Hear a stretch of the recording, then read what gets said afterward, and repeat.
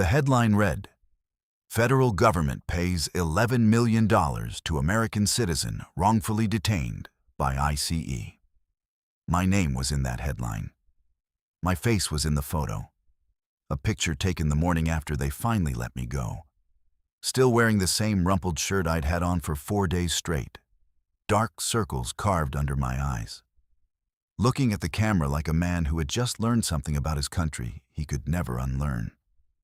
But if you want to understand how a man born in Atlanta, raised in Atlanta, holding a United States passport in his own 2 hands, ended up in a federal detention cell because of the way he talked, then I need to take you back to October 14th, to a Tuesday morning at Hartsfield-Jackson Airport, to a 43-second conversation that would eventually cost the U.S. government $11 million.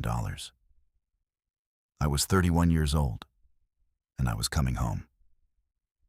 My name is Marcus Devereaux. Most people called me Dex. And I had spent the previous 2 weeks in Kingston visiting my grandmother before she turned 80. Grandma Cecile had emigrated to the States in 1972, raised my mother in Decatur, and still made the trip back every summer to see her sisters on the island. I had grown up hearing Jamaican patois at the kitchen table, at Sunday dinners, at every birthday and Christmas we ever had. My mother code-switched between a smooth southern drawl and a lilting Caribbean rhythm depending on who she was talking to.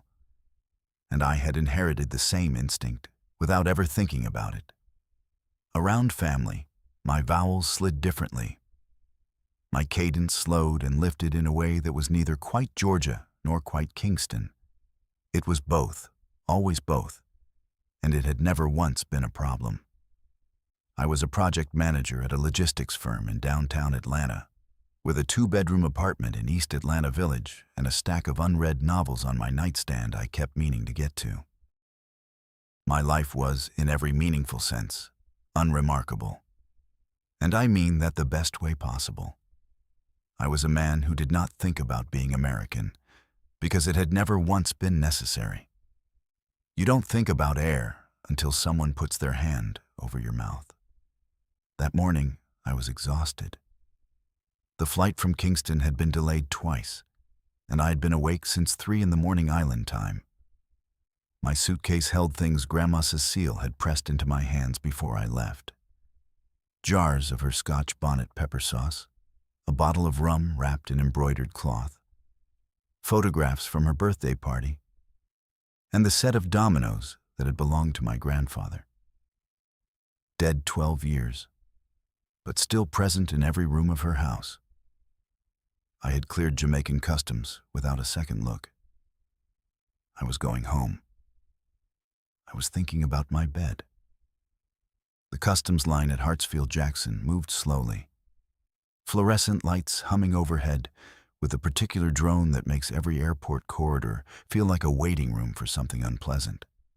I remember the sounds. A child's sneakers squeaking ahead of me, a Spanish conversation to my left, the rhythmic thwack of passport covers being stamped, and the smell of recycled air and cleaning fluid. My carry-on was cutting into my shoulder. I shifted it, rolled my neck, waited.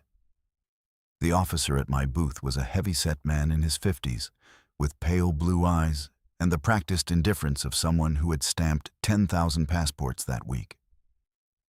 He barely glanced at me as he scanned mine. I set my bag down and said something easy. I think it was, "Long flight, yeah?" A throwaway comment. The kind of nothing you say when you're tired and just want to get through. Later, I would replay those words 10,000 times, listening for whatever he heard in them. But in the moment, I was just talking. Being friendly. Being myself. He looked up. Looked at my passport. Looked at me again. Something behind his eyes shifted. Not suspicion exactly. More like a switch being quietly flipped. A silent reclassification I could feel but not name. "Step aside, sir." I thought. Bag check, random screening. Happens to everybody. I stepped aside. 2 men in dark jackets were already waiting. I didn't immediately recognize the badges as ICE.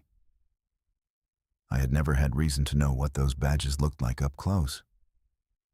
They were polite, professionally neutral, the way people are polite when the decision has already been made, and the pleasantries are just procedure. One asked me to follow him. The other took my passport from my hand, without asking. "Where were you born?" the first one said. He was mid-30s, square jaw, close-cropped hair, the kind of face that gave nothing away. "Atlanta," I said. "Georgia." "And where are you traveling from today?" "Kingston, Jamaica. Visiting my grandmother for her birthday." He wrote something on a clipboard. His partner had moved a few feet away and was speaking quietly into a radio, turned so I couldn't read his lips. The crowd at customs moved around us like water around stones, closing back up without a ripple. Nobody paused. Nobody caught my eye. I had the sudden vertiginous feeling of being invisible and conspicuous at exactly the same time. "Do you have any additional documentation? A green card? A visa?" The cold came then. Not fear yet. Just the first awareness that something was wrong. A thin prickling at the back of my neck, moving steadily down my spine. "I'm a U.S. citizen," I said, keeping my voice level. "That's my passport. We just need to verify a few things. Follow me, please." The room they put me in was small and cold. Metal chair bolted to the floor. A table. A drain in the corner I noticed immediately and tried not to keep noticing. One fluorescent tube buzzing overhead at a frequency I became convinced, over the following hours, was calibrated specifically to prevent calm. My passport lay on the table between us like evidence at a trial. Agent Carver, that was his name, went through my story again from the beginning. Birth date, parents' names, home address, employer.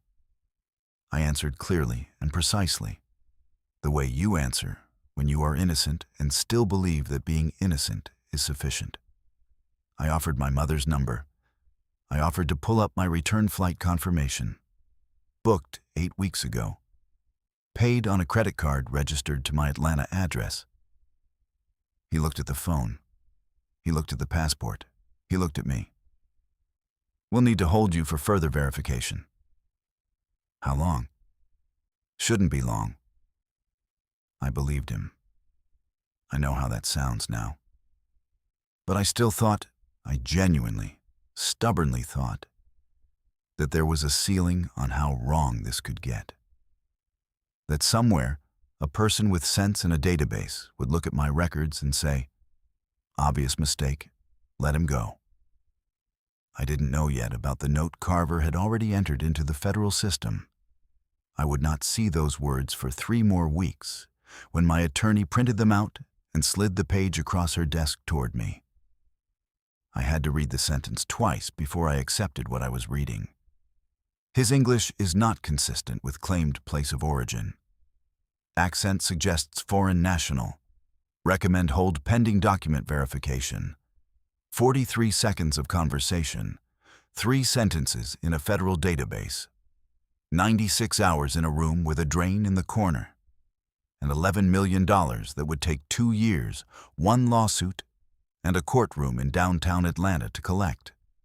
But that first night, I didn't know any of that.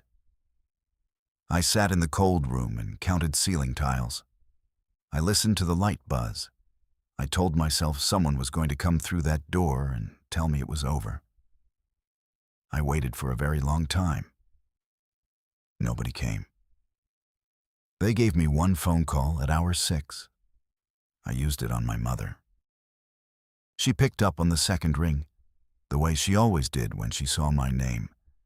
And the sound of her voice, warm, unhurried, just saying Dex, split something open in my chest I had been holding shut since the moment they put me in this room. I told her where I was, calmly, factually, stripped of everything I was actually feeling. She went quiet on the other end. the particular silence of a woman whose mind is processing something her body already refuses. "They have your passport," she said. It wasn't a question. Yes. Then, in a voice I had never heard from her before, quiet, cold, absolute, the voice of someone closing a door that will never open again, she said, "Don't say another word to them. I'm calling Raymond." Raymond Osei was a civil rights attorney out of Buckhead, a compact, precise man in his 60s who wore pocket squares and spoke in complete sentences. I had met him twice at family dinners. I did not fully understand, sitting in that cold room, what my mother was setting in motion. I found out later that she called Raymond, Raymond called two colleagues, and by 9 that evening, all three of them were drafting a habeas corpus petition and a formal complaint to the DHS Inspector General's office. My mother didn't sleep that night. Neither did I. The second day, a supervisory agent named Brandt came in with a folder he didn't open. He said he wanted to explain my situation clearly. I told him I had an attorney and wouldn't speak without representation present. He looked at the folder, looked at me. "You're not under arrest," he said. "You're being held for administrative processing. That's a different." "I understand the distinction you're drawing," I said. My voice was steady. My hands were gripping the seat edge under the table, but my voice was steady. "And I'm still telling you I won't speak without counsel. Those are my rights. I'm invoking them now." The silence that followed was long and thick. Then Brandt stood, closed the folder, and left without another word. The door shut behind him with a soft, institutional click that somehow sounded louder than a slam. Raymond arrived on day 3. I heard him in the hallway before I saw him. His voice laying out case law with the calm authority of someone who has never once been unsure of the ground beneath his feet. When they brought me into the meeting room and I saw him at the table, legal pad already half full of notes, something in my chest loosened for the first time in 72 hours. "You look terrible," he said, standing to shake my hand. "I feel terrible," I said. "Good. Remember that feeling." He clicked his pen. "Tell me everything." When I finished, he set the pen down. "They entered a note into the Federal Traveler Screening System. I've filed a records request and will have the full file tomorrow morning." He paused. "Dex, do you understand what they actually did? They created a federal document claiming your English indicated you were not who your passport said you were, based on a 43-second conversation. No linguistic expert, no secondary evidence. One agent's subjective impression of your voice, used to hold a United States citizen for 4 days without charge." He said it without heat, the way you state a fact so outrageous it doesn't need decoration. The next morning he printed out the TECS record and brought it in. I read those words for the first time. His English is not consistent with claimed place of origin. Accent suggests foreign national. Recommend hold pending document verification. I stared at the sentence for a long time. My hands were flat on the table, and I noticed, distantly, that they had stopped shaking. What lived on the other side of the shaking was something colder, quieter, and far more focused. "What do we do with this?" I asked. Raymond's smile was small and precise. "We take it to federal court," he said, "and we make them explain it under oath." They released me 4 hours after Raymond filed the habeas petition. Apparently, someone up the chain had decided that defending a 4-day detention on the basis of one agent's opinion of a man's accent was not a fight worth having in public. I walked out into a Georgia October afternoon. Warm air, low golden sun, the smell of exhaust and open sky, and stood on the sidewalk without moving. My mother was parked at the curb. She crossed to me and put both arms around me without a word. We stood there for a long time. The lawsuit took 22 months. Raymond filed in federal district court, Fourth Amendment, Fifth Amendment, Civil Rights Act. The government's attorneys were good. They filed motion after motion, each designed to make the case smaller, to make me smaller. What they had not counted on was that Raymond had spent those same months finding everyone else this had happened to. A Haitian-American professor, a Nigerian-American nurse, a Barbadian-born resident who had actually been deported before the error was corrected. He built a pattern. And patterns in federal court are a different animal entirely from individual incidents. The deposition of Agent Carver lasted 4 hours. Raymond asked him, in his quiet and precise way, to explain what linguistic training he had drawn upon when he typed "accent suggests foreign national" into a federal database. Carver looked at the table. He said he had used his professional judgment and field experience. Raymond asked how many years of that experience included formal training in phonology or linguistics. Carver said he hadn't had any.